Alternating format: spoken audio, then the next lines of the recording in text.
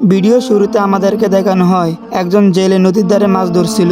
তখনই জেলের জালের ভিতরে একটি সোনালী মাছ ওঠে। সোনালী মাছটি লোকটিকে বলে, তুমি আমাকে ছেড়ে দাও, তাতে তোমার উপকারী হবে।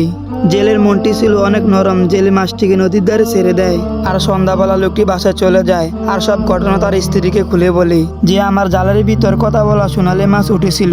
এই কথা শুনে লোকটির স্ত্রী বলল যে তুমি তার কাছে আমাদের একটি পাকা বাড়ি চাইলে পারতে। বয়স্ক লোকটির মত না থাকা সত্ত্বেও সে মাছের কাছে চলে যায় আর তার স্ত্রী সব কথা মাছটিকে খুলে বলে। তখন মাছটি বলে, বন্ধু তুমি কোনো চিন্তা করো না, তুমি বাসায় গিয়ে দেখবে তোমার একটি পাকা বাড়ি হয়ে গেছে। এভাবে তাদের সংসার খুব ভালোই কাটতেছিল। কিন্তু হঠাৎ একদিন ঘোড়া শব্দে মহিলাটি জ্বালানা দিয়ে বাইরের দিকে তাকায়। তখনই মহিলাটি দেখতে পায় একজন রাজা সেই পথ দিয়ে যাচ্ছে। সেটা দেখে মহিলাটির মন অনেক খারাপ হয়ে যায় আর তার স্বামীকে বলে, তুমি আবার মাছের কাছে যাও আর আমাদের একটা রাজপ্রাসাদ চাও। তখন বয়সী লোকটি বলল, এত লোক ভালো না। কিন্তু মহিলাটি এসব কিছু মানতে নারাজ। তখন লোকটি কি আর করার, আবার মাছের কাছে চলে যায় আর তার স্ত্রীর সব কথা মাছটিকে খুলে বলে। তখন মাছটি বলে, তুমি কোনো চিন্তা করো না, তুমি বাসায় গিয়ে দেখবে তোমার একটি রাজপ্রাসাদ হয়ে গেছে। এইভাবে তাদের দিনকাল ভালোই কাটতেছিল। কিন্তু হঠাৎ একদিন মহিলাটি বলে যে আমি জঙ্গলের ভিতর ঘুরতে বের হব। যেই কথা সেই কাজ। তারপর লোকটি আর লোকটির স্ত্রী ঘুরতে বেরিয়ে পড়ে জঙ্গলের মধ্যে। কিছু দূর যাওয়ার পর তাদের সামনের রাস্তার পথ দিয়ে আরেকটি রাজা সেখান দিয়ে চলে যায়। আর তাদের কপাল এতটাই খারাপ ছিল যে তখনই জোরে তুফান শুরু হয়ে যায়। তখনই তারা দুজন তাড়াতাড়ি রাজপ্রাসাদের দিকে রওনা হয়। কিন্তু মহিলাটির কপাল এতটাও ভালো ছিল না। মাঝপথে মহিলাটি পানির ভিতর পড়ে যায়। তখন লোকটি তার স্ত্রীকে অনেক খোঁজাখুঁজি করে কিন্তু কোনোভাবেই পাচ্ছিল না। কোনো উপায় অন্তর না দেখে লোকটি মাছের কাছে চলে যায় আর সব ঘটনা মাছটিকে খুলে বলে। তখন মাছটি উত্তরে বলে, আমি সবকিছু ঠিক করে দিতে পারবো, কিন্তু তোমাদের কিছু থাকবে না, আগে যেমন ছিলে তেমনই থাকবে। লোকটি বলে, আমার কোনো সমস্যা নাই। তখন মাছটি বলে, তুমি বাসায় গিয়ে দেখবে তোমার স্ত্রী বেঁচে আছে। তারপর লোকটি এসে দেখে সত্যি তার স্ত্রী বেঁচে আছে। ভিডিওর শুরুতে আমাদেরকে দেখানো হয় একজন ভয়ঙ্কর কয়েদি, যার হাতে কিনা সামান্য মাত্র তরকারির একটি চামিচ।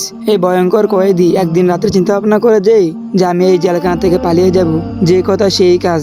তারপরে ভয়ঙ্কর কয়েদিটি চামিচে দাঁড়াতে গর্ত করা শুরু করে দেয়। এইভাবে গর্ত করতে করতে প্রায় 20 বছর চলে যায়। লোকটিও বেশ ক্লান্ত হয়ে পড়ছিল। অবশেষে লোকটি সুড়ঙ্গ করতে সফল হলো। তারপরে লোকটি একদিন চিন্তা ভাবনা করলো যে আমি সুড়ঙ্গটা কত দূর করলাম, গিয়ে দেখে আসি। তারপরে লোকটি দেখলো যে তার সুড়ঙ্গটি সম্পূর্ণ হয়েছে। সেটা দেখে তো লোকটি বেশ খুশি হয়ে গেল। তারপরে লোকটি সেখান থেকে আবার জেলখানার ভিতর চলে গেল।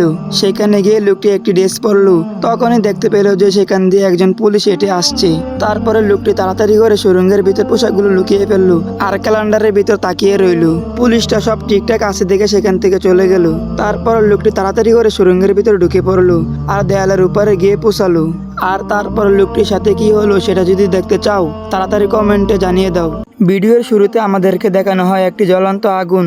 জঙ্গলের ভিতর গাছপালা লতা পাতা যা পারছে সবগুলো খেয়ে ফেলছে। খেতে খেতে জ্বলন্ত আগুনের মাথার ভিতরে একটি দুষ্টি বুদ্ধি আসলো। ফায়ার সার্ভিসকে গিয়ে ফোন দিল যে জঙ্গলের ভিতর আগুন লেগেছে, আপনারা তাড়াতাড়ি চলে আসুন। সেই কথা শুনেই দুজন লোক তাড়াতাড়ি জঙ্গলের ভিতর চলে আসলো আগুন নিবানোর জন্য। তারা এসে তো পুরোই অবাক হয়ে গেল যে জঙ্গলের ভিতর কোনো আগুন নেই, তাহলে ফোন দিল কে? তারপরে তারা দুজন এরকম একটা জিনিস দেখতে পেল যার জন্য তারা মোটেও প্রস্তুত ছিল না। তারা দেখতে পেল যে একটি জ্বলন্ত আগুন জঙ্গলের ভিতরে ঘোরাঘুরি করছে। সেটাকে নেভানোর জন্য তারা অনেক চেষ্টা করে কিন্তু কোনোভাবে সফল হতে পারছিল না। এভাবে 5 দিন চেষ্টা করার পর অবশেষে আগুনটি নিভাতে সফল হলো। যারা এখনো ভিডিওটার ভিতর লাইক দেন নাই তারা তাড়াতাড়ি লাইক দিয়ে দেন। ভিডিওর শুরুতে আমাদেরকে দেখানো হয় একজন দুষ্ট লোক গর্তের ভিতরে গ্রেনেড বসিয়ে দেয়। সেই গ্রেনেডে অনেক পিঁপড়ে আহত এবং নিহত হয়। তার জন্য পিঁপড়েদের রাজা একটি ঘোষণা দেয় যে আমরা দুষ্ট লোকটির সাথে যুদ্ধ ঘোষণা করব। রাজার ঘোষণা কি আর করা, তারপরে শুরু হয়ে যায় বিশাল এক যুদ্ধ। পিঁপড়েরা দুষ্ট লোকটিকে অনেক আহত করার চেষ্টা করে কিন্তু কোনোভাবে সফল হতে পারছিল না। এইভাবে তাদের যুদ্ধ প্রায় 15 দিন চলছিল কিন্তু কোনোভাবে দুষ্ট লোকটিকে পরাজিত করতে পারছিল না। এভাবে যুদ্ধ করতে করতে পিঁপড়েদের মধ্যে অনেক পিঁপড়ে মারা যেতে লাগলো। তারপরও তাদের যুদ্ধ থামার কোনো নামই ছিল না। তারপরে সকল পিঁপড়ে মিলে বড় একটি দল গঠন করে দুষ্ট লোকটির উপর চারকান দিয়ে আক্রমণ করা শুরু করে। আক্রমণ করতে করতে যুদ্ধ চলতে চলতে প্রায় এক সময় দুষ্ট লোকটিকে পিঁপড়েরা ভাগাতে সক্ষম হয়। সেই খুশিতে সব পিঁপড়েরা মিলে নাচা শুরু করে।